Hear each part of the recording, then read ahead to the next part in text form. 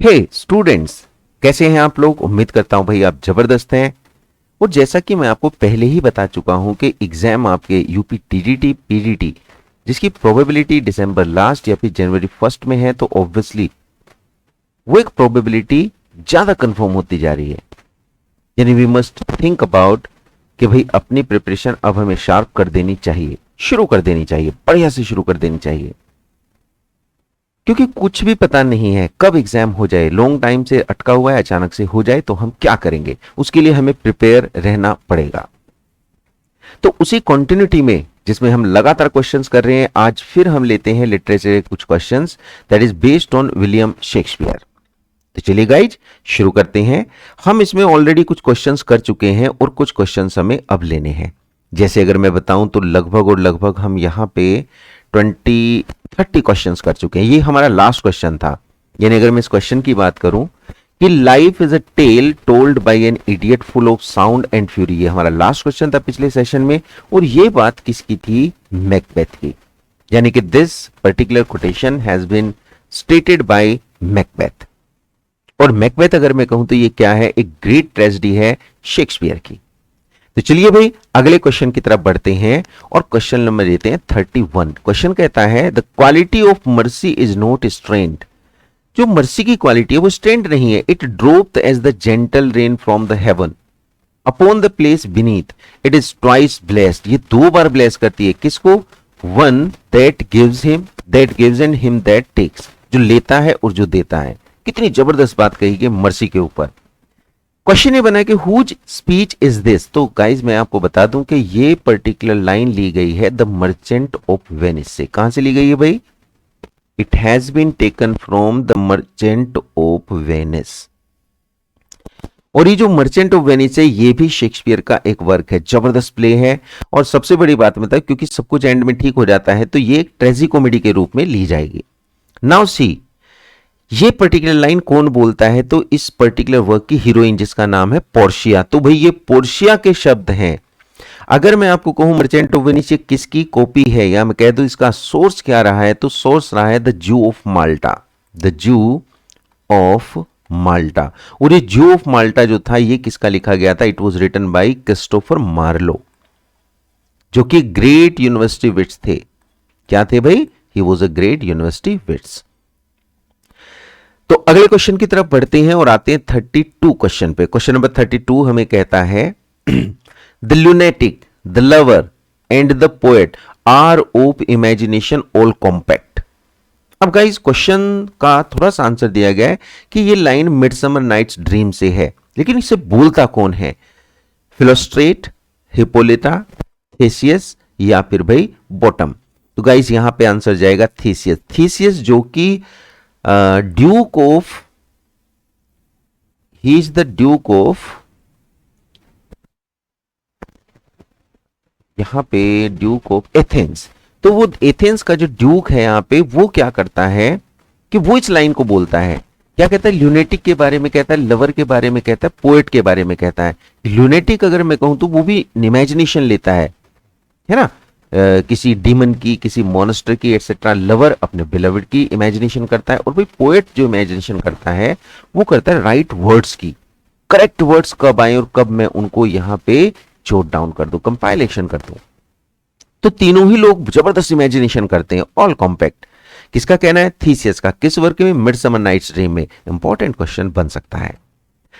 आते हैं question number 33 पे। This royal throne of kings, this sceptred isle, this earth of majesty, this seat of Mars.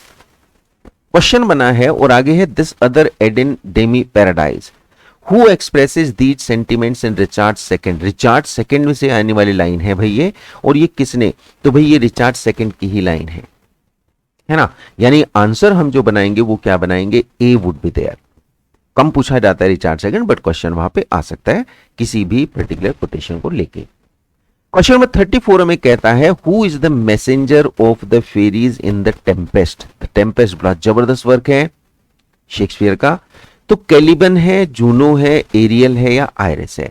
मैं आपको बता दूं कि द टाइम प्रोस्पेरो, जो कि इसका प्रोटोगोनिस्ट है, प्रोस्पेरो, ये जो प्रोस्पेरो है मिरांडा का फादर, ये प्रोस्पेरो एक जादुई रूप में कहां पे आता है? उस आइलैंड पे। आइलैंड पे जब ये आता है तो ये देखता है कि एक स्प्रिट वहां पे उल्टी लटकी हुई है।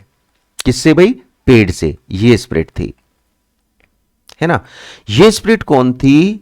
ये जो स्प्रिट पेड़ से यहां पे लटकी हुई है भाई, यही स्प्रिट कौन थी? इसी का नाम था एरियल। ये इसको बचाता है और बचाने के बाद क्या होता है कि Ariel works as a slave to Prospero, और यही मैसेंजर है फेरीज का, राइट। तो आंसर हमारा क्या जाएगा यहां पे? सी। जबकि कैलिबन अगर मैं कहूं तो कैलिबन यहां पे एंटागोनिस्ट का वर्क करता है, द विलेन, ये एंटागोनिस्ट है। सीको रेस्क का बेटा, सीको रेस्क, राइट। चलते हैं भाई क्वेश्चन नंबर 35 की तरफ, और 35 में हम देखते हैं we are such stuff as dreams are made of and our little life is rounded with sleep.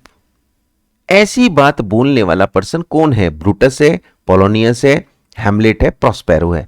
Guys मैं बता दूं अगेन, ये प्रोस्पेरो है। अभी अभी आपने देखा वर्क हमारा था द टेम्पेस्ट, यानी समुद्री तूफान हिंदी में हम कहते हैं।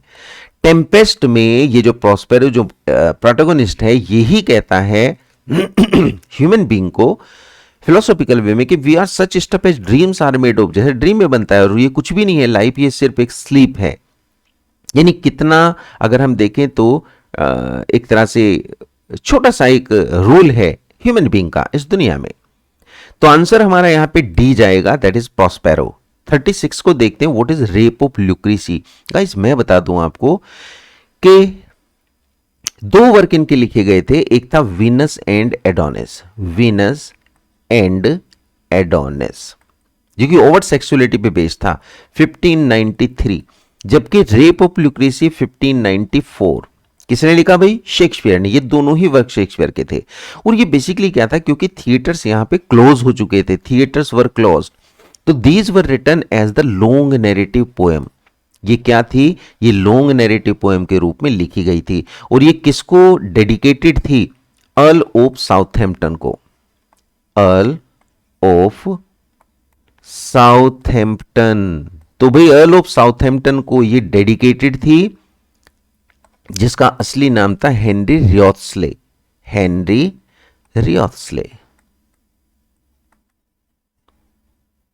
तो ये सारे क्वेश्चंस भी आपको ध्यान में रखने। अर्ल ऑफ साउथहैम्पटन को डेडिकेटेड थी, दो थी, 1593 में वीनस एडोनिस, रेप ऑफ ल्यूक्रेसी 1594 में। और ये भी एक इवेंट को दिखाती है जिसमें ल्यूक्रेसी का रेप होता है। तो भाई ये क्या है? Long narrative poem. Question number 37 को देखते हैं। 37 में दिया, in which play does Hermione appears as a heroine. Hermione, guys Hermione अगर मैं कहूं तो she is the wise lady, जो कि पूरे के पूरे वर्क को कंट्रोल करती है। और ये किस में है? सिम्बेलिन में। सिम्बेलिन अगर हम देखें अगेन एक ट्रेजेडी के रूप में आता है, बट ये फाइनली कंप्लीट हो जाता है और सही रूप में कंप्लीट हो जाता है हैप्पी एंडिंग के साथ। इस सिम्बेलिन में हीरोइन जो है वो हरमियोनी है। 37 क्वेश्चन का आंसर हमारा सी जाएगा। क्वेश्चन नंबर 38 देखते हैं कि he was not of an age but for old times, nature herself was proud of his designs. कौन करता है शेक्सपियर की प्रेज इस वे में, इन वर्ड्स में? क्या ये बेन जॉनसन है, स्पेंसर है, ड्राइडन है, या फिर डॉक्टर जॉनसन? गाइस ये कोई और नहीं बल्कि बेन जॉनसन है। मैं आपको बता दूं बेन जॉनसन लगभग कॉन्टेम्परेरी थे शेक्सपियर के। और बेन जॉनसन के दो वर्क, जिनमें एक था every man is his humour, every man in his humour number 1, और दूसरा था यहां पे सेजानस हिज फॉल, सेजानस हिज फॉल। नीचे वाली ट्रेजेडी, ऊपर वाली कॉमेडी। शेक्सपियर ने इन दोनों वर्क में जो कि लिखे थे, बेन जॉनसन ने इसमें एक्ट किया था, he was an actor there. तो इस बात से आप पता कर सकते हैं कि बेन जॉनसन कितने इंपॉर्टेंट हैं, right. He was a pure classicist, ये पूरी तरह से क्लासिसिस्ट थे, क्योंकि इन्होंने क्लासिसिज्म के हर रूल को फॉलो किया था। क्वेश्चन नंबर आता है हमारा 39, he was the man who of all modern and perhaps ancient poets had the largest and most comprehensive soul. ये किसका ऑब्जर्वेशन था शेक्सपियर के बारे में? तो भाई ये किसी और का नहीं बल्कि ड्राइडन का था। Dryden praised Shakespeare like this way कि he was the man who of all modern and perhaps ancient poet had the largest and most comprehensive soul। कितना जबरदस्त लिखा है। इनके ड्राइडन जो कि रेस्टोरेशन एज से बिलोंग करते हैं, and he is the father of criticism. क्या है भाई? He is the father of criticism. यहीं से शुरुआत होती है क्रिटिसिज्म की। तो इन्होंने शेक्सपियर के बारे में ये पर्टिकुलर प्रेज यहां पे प्रेजेंट की थी। क्वेश्चन नंबर 40 कहता है Shakespeare is the grandest thing we have yet done, है ना, ग्रांडेस्ट थिंग है। Indian empire will go at any rate someday but Shakespeare does not go, he last for ever with us, we can not give up our Shakespeare. ये भाई किसकी थी? Ben Jonson, Dryden, Carlyle, Ruskin. तो ये कोई और नहीं बल्कि कार्लाइल थे। आंसर यहां पे सी जाएगा, यानी कार्लाइल ने भी शेक्सपियर को जबरदस्त वे में प्रेज किया है। और ये वर्ड्स वही है, ये लाइन हमारी वही है।